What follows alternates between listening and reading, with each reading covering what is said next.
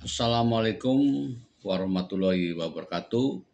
Jumpa lagi dalam channel Ezrinal Aziz.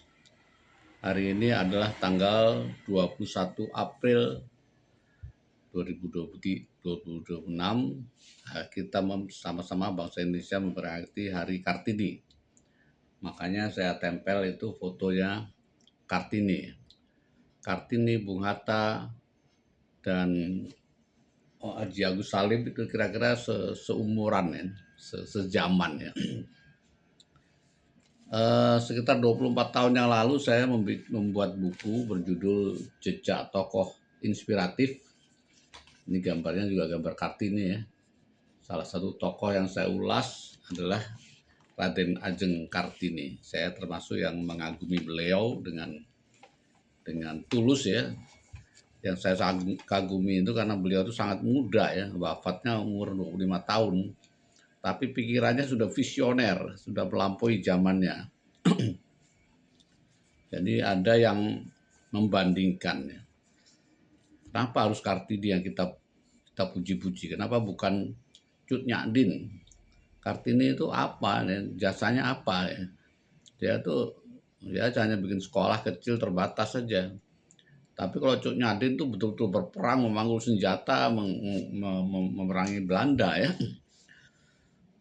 Menurut saya itu tidak perlu diperbanding-bandingkan ya. Karena keduanya mempunyai karisma sendiri-sendiri, mempunyai peran sendiri-sendiri dalam masyarakat ya bangsa Indonesia ini. Tidak usah dibanding-bandingkan. Saya mengagumi keduanya. Nah, Kartini itu sebetulnya baru dikenal orang jauh setelah beliau wafat ya. Ketika itu sastrawan Armin Pane menemukan surat-surat Kartini yang dia tulis kepada sahabat-sahabatnya di Belanda, antara lain Nyonya Abendanon. Dan Armin Pane itu terkagum-kagum sekali dengan isi suratnya yang sangat bernilai sastra yang luar biasa, sangat indahnya. Akhirnya beliau mengedit ya, dari surat-surat yang banyak sekali itu dipilih dan terbitlah buku yang berjudul Habis Gelap Terbitlah Terang. Jadi ini sebuah kumpulan surat-surat Kartini yang menggambarkan cita-citanya, keprihatinannya, kepeduliannya, semangatnya, dan sebagainya, yang bisa kita nikmati sampai sekarang dan menjadi inspirasi masyarakat dan menjadi ikon Ibu Pertiwi ya. Jadi masa kecil Kartini itu dibilang dia dijuluki waktu kecil itu Trinil ya. Karena apa? Karena nakal, mutil sekali, bergerak terus ke sana kemari, tidak bisa diam. Sehingga disebut Trinil. Itu memang menggambarkan kapabilitas atau kapasitas pribadinya yang sangat energik, kemudian sangat cerdas dan sebagainya. Jadi, makanya orang Jawa itu kalau anaknya nakal tuh seneng, tandanya akan maju nanti, tandanya akan cerdas, akan pinter. Dan memang ternyata itu. Jadi Kartini dia mengenang masa kecilnya itu masa yang sangat indah ya, karena bebas ya, bepergian sama kemari melihat pemandangan, melihat alam, melihat manusia.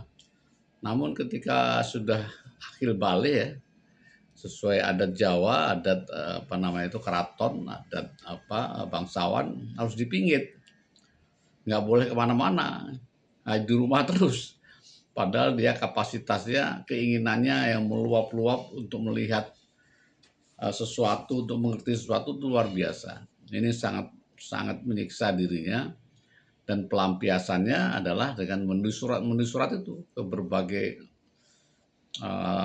sahabat-sahabat yang dia peroleh, nggak tahu dari mana gitu ya. Dia sangat gemar ilmu pengetahuan, sangat gemar, dan isi surat-surat itu sangat berbobot ya, sangat sastrawi ya, sangat bernilai sastra dan mempunyai nilai-nilai peradaban kebudayaan itu ya. Jadi Kartini itu sosok yang anti feodal, dia pemberontak ya. contohnya sama adik-adiknya itu, adiknya biasanya kok tradisi Jawa harus nyembah tuh adik, harus apa namanya, ada nggak usah kita kita apa namanya itu liberal gitu ya, berpikiran liberal itu. Kemudian dia paling sangat menganjurkan, mengutamakan, menyuarakan emansipasi wanita. Karena wanita zaman itu betul-betul terpuruk, betul-betul tidak bebas, betul-betul terbelakang. Jadi Kartini meyakini bangsa ini baru akan maju kalau wanitanya maju. Karena dengan sosok wanita yang maju, punya pikiran yang cerdas, dia bisa mendidik anak-anaknya dengan baik. Itu salah satu nilai yang kita bisa apa namanya itu pelajari dari cita-cita Kartini. Yang lain juga ternyata beliau juga sangat memperhatikan soal agama ya. Jadi beliau pada waktu itu Al-Quran itu dianggap terlalu suci sehingga nggak boleh diterjemahkan.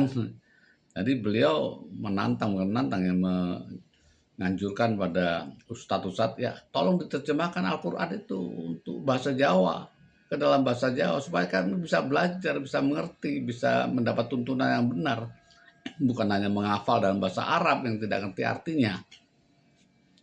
Itu contoh-contoh revolusionernya Kartini. Nah, saya ada pengalaman menarik ya pribadi saya waktu sudah saya kisahkan ya, waktu dulu saya bepergian ke negeri Cina dan entah bagaimana akhirnya saling mempunyai hubungan agak khusus dengan seorang gadis Cina namanya Fan Wei. Nah, ketika kita berbincang-bincang saya menceritakan soal Kartini ini. Kemudian dia ternyata sedikit cemburu.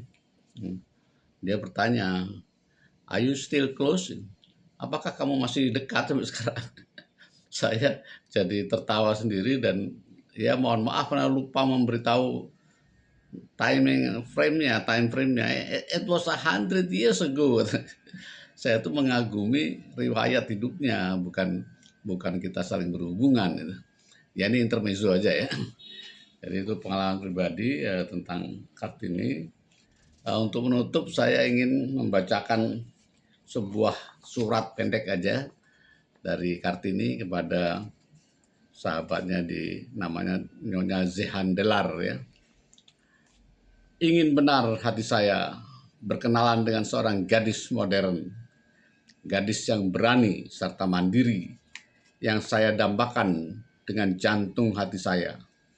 Seorang gadis yang mampu melangkah dengan tangkas dan riang dalam berdaya upaya, bukan untuk kesenangan diri, akan tetapi untuk masyarakat yang luas dan besar, yang ikhtiarkan akan membawa bahagia kepada banyak sesama manusia, bernyala-nyala hati saya, gembira akan zaman baru. Jadi begitu bagaimana dia mendambakan menjadi sosok wanita yang mempunyai kebebasan, mempunyai kemampuan, mempunyai apa namanya itu dipercaya untuk melakukan sesuatu yang baik bagi sesama manusia, untuk berbuat, untuk beramal yang dia rasakan saat ini dia memimpikan itu.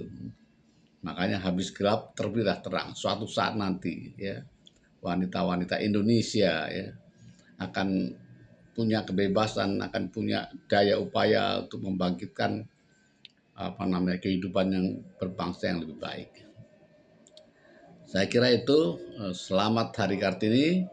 Mari kita baca surat-surat Kartini. Habis gelap terbitlah terang untuk mengenyam nilai-nilai yang sangat inspiratif dan sangat indah. Demikian, terima kasih. Assalamualaikum warahmatullahi wabarakatuh.